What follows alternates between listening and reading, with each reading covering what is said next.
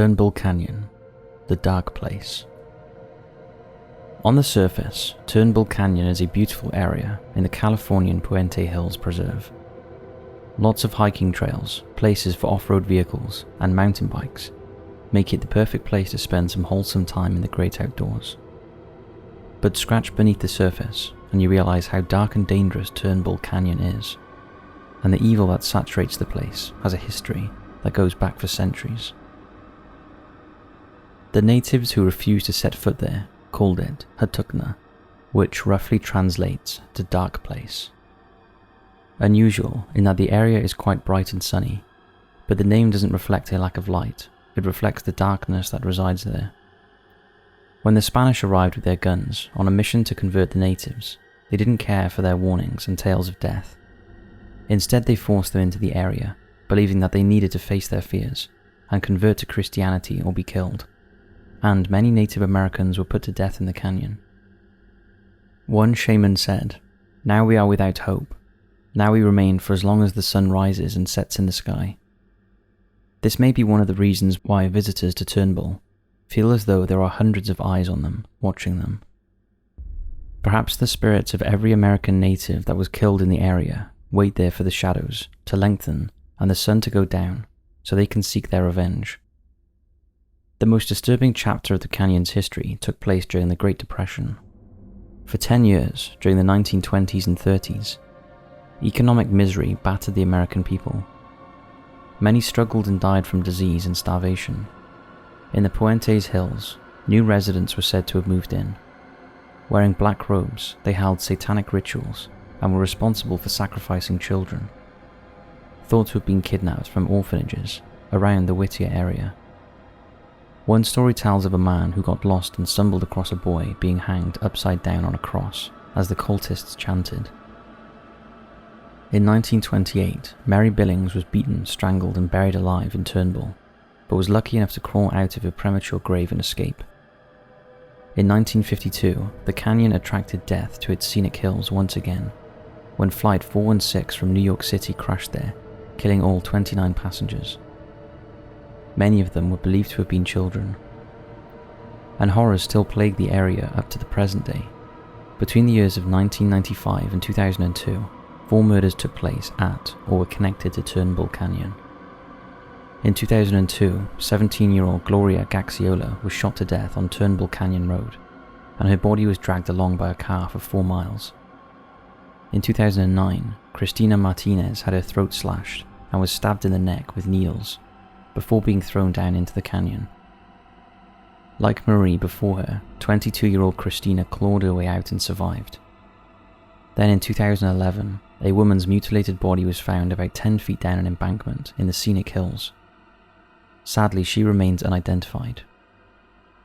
One official said Turnbull Canyon was a good place to execute people and dump bodies. Having seen so much tragedy and death, is it any wonder that the deceptively pleasant-looking trail is a place of dark energy and haunted by evil? I wonder if any of you have visited there and sensed anything strange or unnatural. If so, leave us a comment down below.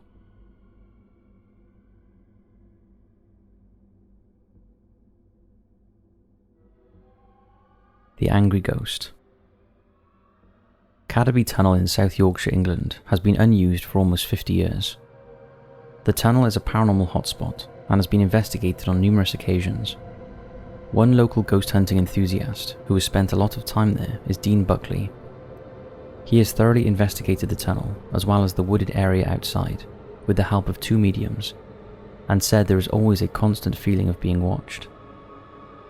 One ghost is thought to be the presence of a young girl who is known as the Mexborough Ragga. She was part of the gypsy community and lived in nearby Mexborough, where she called out for rags on market days. She would carry the rags along with water, taking them to the local quarries and sell them to the workers. One day on her way back home, she took a shortcut through the Cadderby Railway Tunnel and just didn't hear the approaching train, possibly because of the loud noise of blasting from the nearby quarry. When she did see the train, she ran into a safety archway but dropped her rags and tragically went back for them. She was hit and killed instantly, and her ghost is now thought to be wandering the area. In 1903, a worker from the nearby estate died by suicide when he laid his head on the tracks just before the train arrived. Could this possibly be the spectre named George that one of the mediums picked up on? His footsteps had been heard running into the tunnel. The mediums also sensed 3 figures outside. They were alive during the 17th century. One of them communicated that he was a young soldier, yet another investigator was freaked out when confronted by the ghost of a policeman. But Andy Pollard, another paranormal investigator who calls himself the Yorkshire Ghost Guy, has provided us with our next clip. Pollard visited Carnaby Tunnel in December 2022 with his camcorder and a K2 meter. This device can detect spikes in the electromagnetic field that could indicate a spirit's presence. After setting up the equipment, Pollard asks any spirits nearby to come and talk to him. At one point, he captures a voice that tells him to F off, and later you can hear the words "trapped here" being said. Perhaps Pollard had found a ghost that is pretty cheesed off at being trapped here in this world and just wants to pass over to the spirit realm peacefully. What do you think?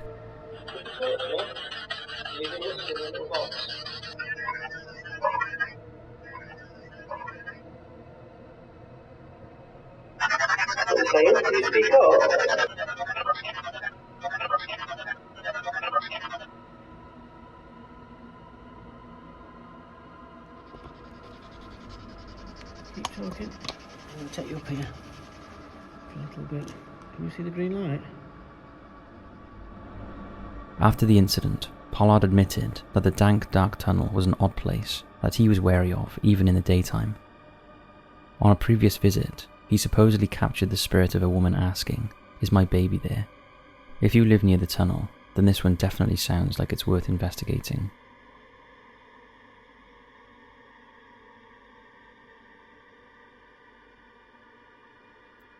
The Night Nurse. One November night in 2022, Rob Williams from Launceston, Cornwall, was just getting ready to hop into bed when he received a notification on his phone. He had installed a motion sensor doorbell camera and something had set it off. The camera pointed down the steps that led up to his apartment. Something had triggered the external light and the equipment had recorded a strange apparition standing at the foot of the steps. On first seeing the figure, Rob thought that it was probably just some drunk on their way home. He watched the person for at least 20 seconds before the light went out and the figure disappeared. Take a look.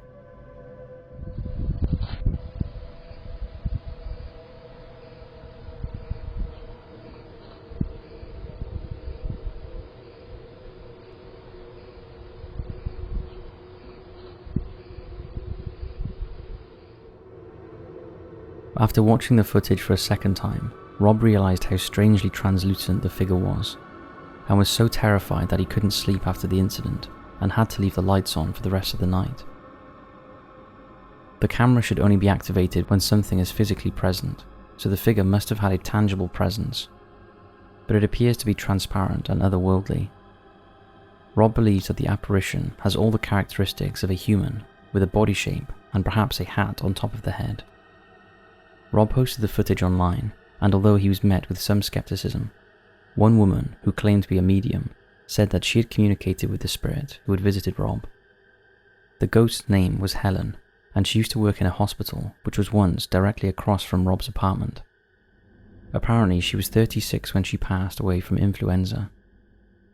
Rob has never seen the eerie figure since that night, although he feels that if the ghostly nurse Helen were to return, then he would be reassured that she isn't harmful.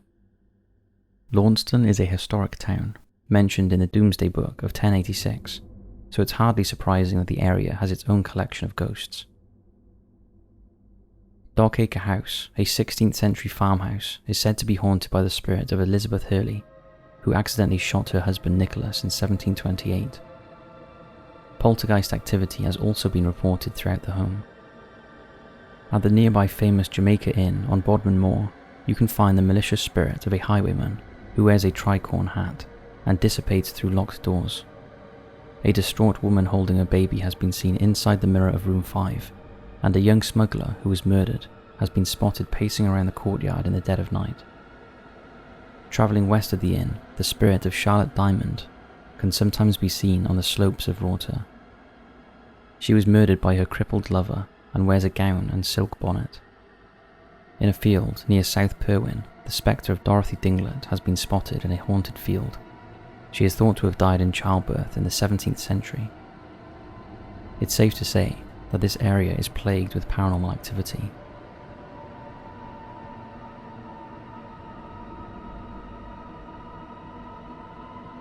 This little pig. Pigs in one form or another have often been used in horror films. They were put to great use in the Saw franchise, and who can forget the pig-masked psychos in Tormented, which was subtitled "This Little Piggy Came Home." Sound effects from the movie The Exorcist even mixed pig noises into the demon's voice. Our fear of pigs could be traced back to their connection with demons, as mentioned in 3 Gospels from the New Testament. Jesus and his disciples were travelling to Gergesa when they met a demon-possessed man. He was too strong to be held down, even by chains, so he wandered around the tombs crying out and mutilating himself with stones. As Jesus approached him, the man asked, "What have I to do with you, Jesus, you Son of the Most High God? I adjure you by God, don't torment me." Jesus asked the demon for his name and demanded that he leave the man. The demon replied, "My name is Legion, for we are many," and it begged to be cast out and into a herd of 2,000 pigs. Jesus allowed all of the demons to enter the pigs. Once they had, the animals jumped into the sea and drowned. Legion appears frequently in popular culture across many mediums, such as books, film, and video games. While in the next short video, ghost investigators are checking out an unknown location that was said to be haunted. As one of the men approaches a red metal door, he jokes that there might be a body in there before opening it. As he swings his light around the interior, a strange voice can be heard on the video. No one heard the sound at the time, and it was only after the vigil, when the footage was played back, that the words, "I have the body of a pig" were heard, followed by a grunting noise. Take a listen. Let me stick your camera through the hole first, there might be a body in there. What a chap with no tooth. East what, so far? East wind. Can you get him?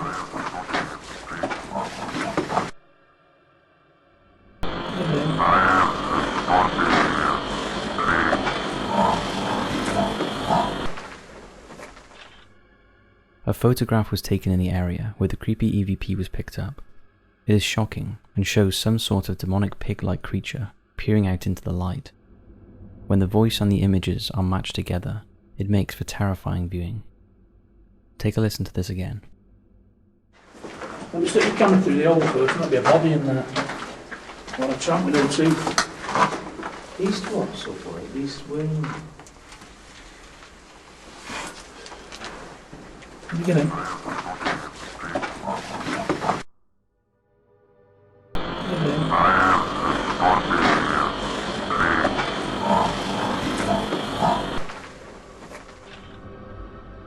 What do you make of that?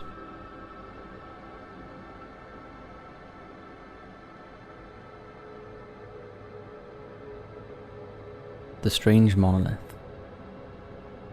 Turn around, there's a thing back there. We've got to go back and look at it.